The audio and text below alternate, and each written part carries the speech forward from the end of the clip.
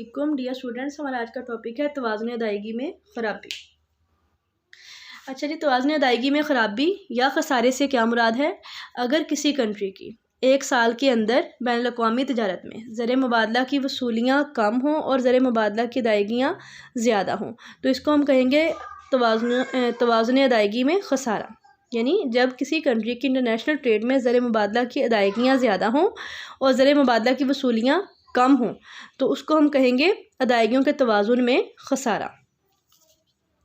अच्छा जी, मैं फिर से आपको याद करवा दूं कि ज़र मुबादला की जो वसूलियाँ हैं वो बरामदात से मिलती हैं और जो ज़र मुबादला की अदायगियाँ हैं वो दरामदात पे करनी पड़ती हैं। जब आसान अल्फाज में जब इंटरनेशनल ट्रेड में या बैनुल-अक़वामी तिजारत में आपके मुल्क की बरामदात कम हो और दरामदात ज़्यादा हो या बरामदात की मालियत कम हो और दरामदात की मालियत ज़्यादा हो तो आपकी अदायगियाँ जो है वो वसूलियों से ज़्यादा होती हैं। ठीक है, यानी आपको दूसरे ममालिक को ज़्यादा रकूमात अदा करनी पड़ती हैं जबकि आपकी इंटरनेशनल ट्रेड में जो वसूलियाँ हैं वो कम होती हैं, जिससे आपकी अदायगियों के तवाज़ुन में ख़सारा होगा।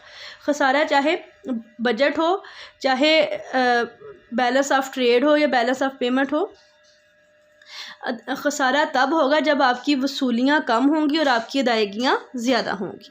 ठीक है, यानी आपके अखराजात जब ज़्यादा होंगे और आपकी इनकम कम होगी तो उसको हम ख़सारे का नाम देंगे।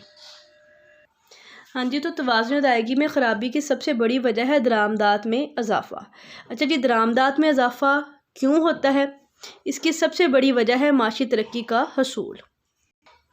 जब भी कोई कंट्री माशी तरक्की को अचीव करने की कोशिश करता है तो वो इंडस्ट्रियलाइजेशन की तरफ आने की कोशिश करता है और इंडस्ट्रियलाइजेशन में आने की वजह से उसकी जो दरामदात है उनमें इजाफ़ा हो जाता है। यानी उसको भारी जो मशीनरी है वो दूसरे ममालिक से दरामद करनी पड़ती है जिसकी वजह से उसकी अदायगियों में इजाफ़ा हो जाता है। अच्छा जी, दूसरी बड़ी रीज़न है बरामदात में कमी। अब बरामदात में कमी क्यों होगी? अगर तो बरामदात एग्रीकल्चर नौइयत की हैं तो इसकी वजह होगी गैर मुवाफ़िक मौसमी हालात, सैलाब, जिसकी वजह से फसलें मुतासर हो जाएंगी और जो बैनुल-अक़वामी बरामदात हैं उनमें कमी आ जाएगी। इस तरह से आपकी वसूलियों में भी कमी आ जाएगी। ये देखिए, मैंने लिख भी दिया है कि सैलाब और गैर मौसमी हालात। और दूसरा है नैमुल बदल की दरियाफ्त। जब सब्स्टिट्यूशन डिस्कवर हो जाएँ, जैसे कॉटन है जो कि हमारी एक बड़ी बरामद है, यानी एक्सपोर्ट कमोडिटी है कॉटन।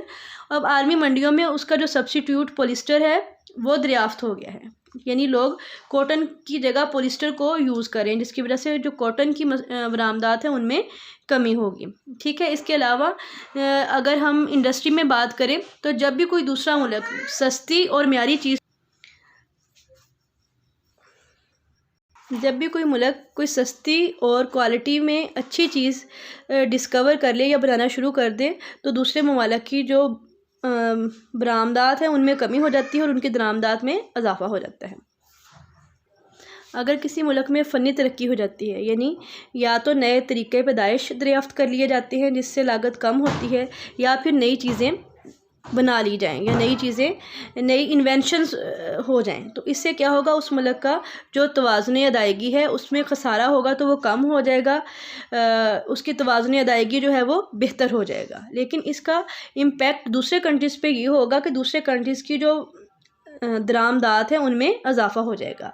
यानी वो जो सस्ती चीज़ें ये कंट्री पैदा करेगा या जो नई चीज़ें किसी मुल्क में डिस्कवर हुई हैं उनको जब दूसरे ममालिक इंपोर्ट करना शुरू करेंगे तो उनकी दरामदात में इजाफ़ा हो जाएगा। जैसे आजकल के ज़माने में एंड्रॉयड फ़ोन, LEDs, ACs, गाड़ियाँ, इस तरह की जो चीज़ें हैं ये जिस कंट्री की इन्वेंशन होती है उस कंट्री की जो बैलेंस ऑफ पेमेंट है उसका जो ख़सारा या डेफिसिट है वो कम हो जाता है। लेकिन दूसरे ममालिक जो कि उन चीज़ों को दरामद करना शुरू कर देते हैं उनकी अदायगियों के तवाज़ुन में ख़सारा बढ़ता जाता है। ठीक है, जैसे पाकिस्तान है, हम जितनी भी मशीनरी है वो दूसरे ममालिक से दरामद करते हैं तो जब भी कोई नई चीज़ की दरियाफ़्त होती है, मोबाइल फ़ोन हो, चाहे LED हो, चाहे एयर कंडीशन हो, तो हम दूसरे ममालिक से उसको दरामद करना शुरू कर देते हैं जिससे हमारी दरामदात में इजाफ़ा हो जाता है और हमारी अदायगियों के तवाज़ुन में जो ख़सारा है वो बढ़ता जाता है। अच्छा जी, वो ममालिक चौथी बड़ी रीज़न है अफरात ज़र। वो ममालिक जिनको अफरात ज़र का सामना है या जिनमें महंगाई की जो शरह है वो दिन ब दिन बढ़ती जा रही है, तो उन ममालिक की जो बरामदात है उनकी कीमतों में भी इजाफ़ा हो जाता है। ठीक है, जब लागत पैदाइश में इजाफ़ा होता है तो जो उन कंट्रीज़ की बरामदात है उनकी कीमतों में भी इजाफ़ा हो जाता है, और कीमतों में इजाफे से आलमी मंडी में उनकी डिमांड में कमी आ जाती है, जिससे उस मुल्क की बरामदात में कमी आ जाती है और तवाज़ुन अदायगी में जो खसारा है वो मज़ीद बढ़ जाता है। अच्छा जी, पांचवी बड़ी रीज़न है तजारती हालात। अगर तो किसी मुल्क में तजारती हालात मौजू हों, यानी वहाँ पे इकनॉमिक एक्टिविटी जो है वो ज़ोरों पर हो, जिससे क्या होगा कि चीज़ों की जो डिमांड है उसमें इजाफ़ा हो जाएगा, डिमांड में इजाफे से कीमतों में इजाफ़ा होगा, जिससे उस मुल्क की पैदावार में इजाफ़ा होगा, पैदावार में इजाफे से बरामदात में भी इजाफ़ा हो जाएगा। लेकिन अगर तजारती हालात गैर मुवाफ़िक हों, डिमांड कम हो रही हो, तो चीज़ों की जो प्रोडक्टिविटी है वो भी कम हो जाएगी। ठीक है, जिससे बरामदात में भी कमी आ जाएगी और अदायगियों का जो तवाज़ुन है उसमें खसारा बढ़ता जाएगा।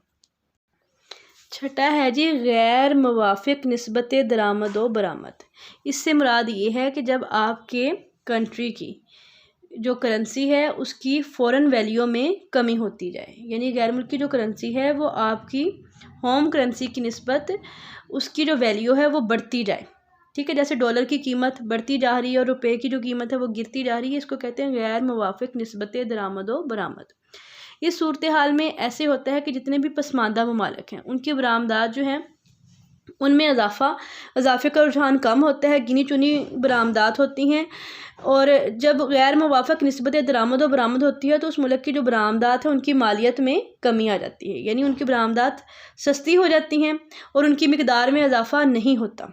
ठीक है, अगर तो उनकी मिकदार में इजाफ़ा हो जाए तो उससे क्या होगा कि वसूलियाँ हमारी बढ़ सकती हैं, लेकिन चूँकि बरामदात की मिकदार में इजाफ़ा नहीं होता इसलिए बरामदात की जो कुल मालियत है उसमें कमी हो जाती है और दरामदात की मिकदार में इजाफे का रुझान भी पाया जाता है और फिर दरामदात महंगी भी हो जाती हैं। जब भी करेंसी की बैरूनी कदर कीमत में कमी आती है तो दरामदात महंगी हो जाती हैं, जिससे एक तो उनकी मिकदार में इजाफा हो जाता है, दूसरा उनकी कीमतों में भी इजाफा हो जाता है, जिससे दरामदात की मालियत में इजाफा हो जाता है। मतलब कि हमारी वसूलियाँ कम हो जाती हैं और हमारी जो अदायगियाँ हैं उनमें इजाफा हो जाता है और तवाज़ुन अदायगी का जो खसारा है वो बढ़ जाता है।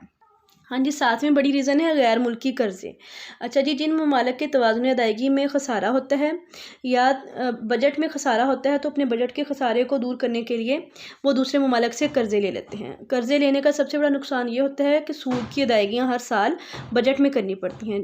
ठीक है, और सूद की अदायगियों की मद में बजट का जो एक बड़ा हिस्सा है वो गैर मुल्की अदायगियों में ज़ाया हो जाता है, जिससे गैर मुल्की जो अदायगियाँ हैं वो बढ़ जाती हैं और अदायगियों के तवाज़ुन में जो खसारा है वो मज़ीद बढ़ जाता है।